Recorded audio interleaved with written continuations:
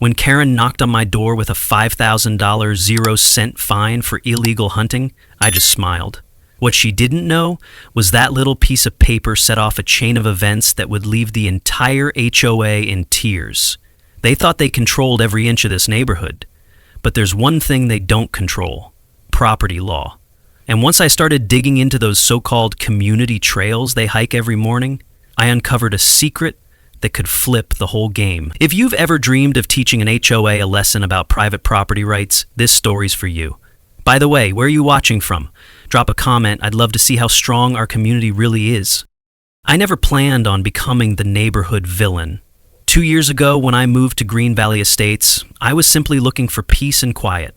After 8 years in the military and another 5 working in cramped tech offices in Seattle, I craved space. Lots of it. My name's Mason Holloway, 38 years old, and I work remotely as a software engineer for a cybersecurity firm. The job pays well, gives me flexibility, and most importantly, allowed me to escape the city for this quiet suburb nestled against beautiful woodland in western Washington. Green Valley Estates seemed perfect on paper.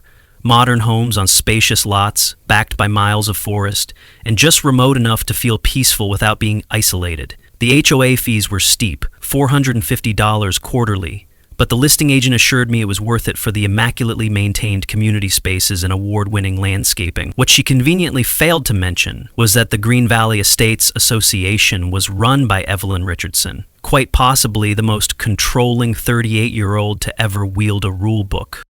I first met Evelyn during my second week in the neighborhood, when she appeared at my door with a welcome basket that contained more HOA bylaws than actual welcome gifts.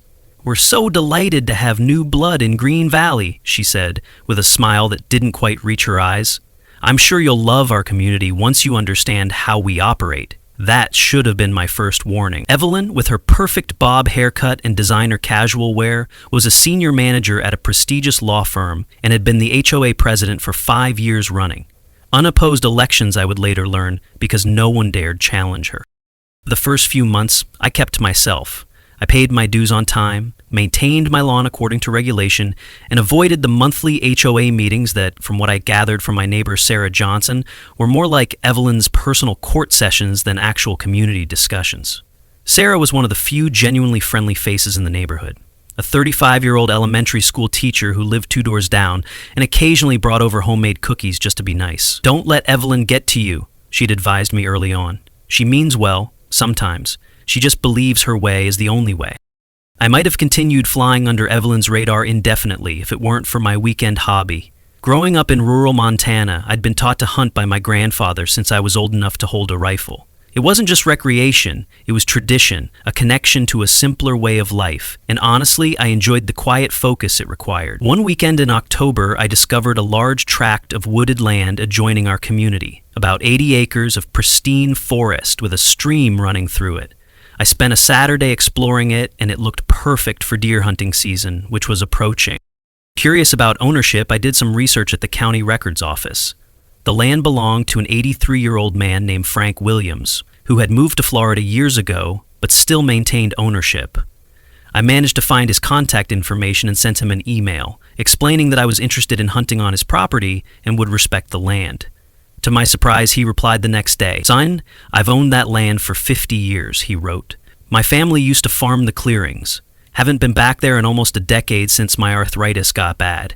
If you want to hunt there, you have my permission. Just be respectful and send me a picture if you get a nice buck."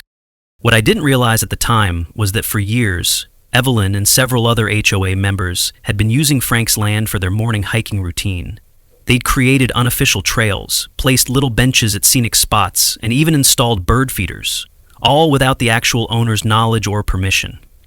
They had essentially claimed the land as their own private nature reserve, despite having no legal right to it. This detail would become important very soon.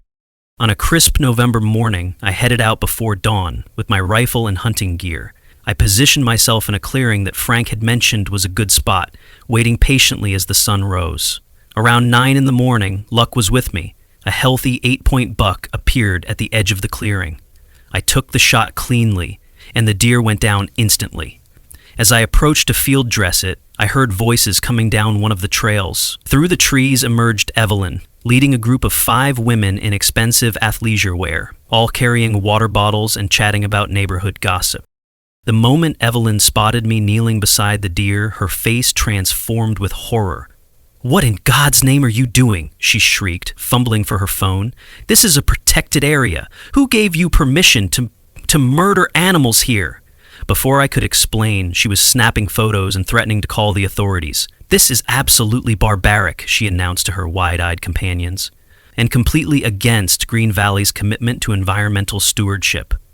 I tried to explain that I had the owner's permission, but she cut me off with a dismissive wave. "We manage these nature trails," she insisted, "and hunting is absolutely prohibited." But what happened next made me realize that the HOA didn't just want to control the color of my mailbox. They wanted to control my entire life.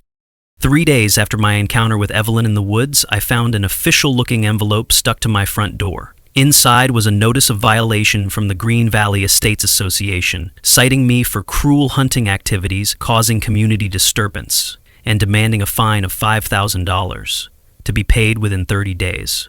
My first reaction was disbelief, followed quickly by anger. I knew enough about HOA regulations to understand they had no jurisdiction over activities conducted outside HOA property, especially on private land, where I had explicit permission from the owner. I called Sarah immediately, who sighed heavily when I told her about the fine. "That sounds like Evelyn.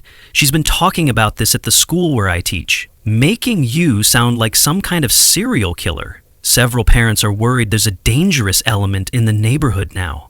Sarah lowered her voice, even though we were on the phone. "Look, Evelyn's been leading her Green Valley wellness walks through those woods for years. She uses it as a selling point when new people move in. Exclusive access to private nature trails. I don't think she's ever bothered to check who actually owns the land."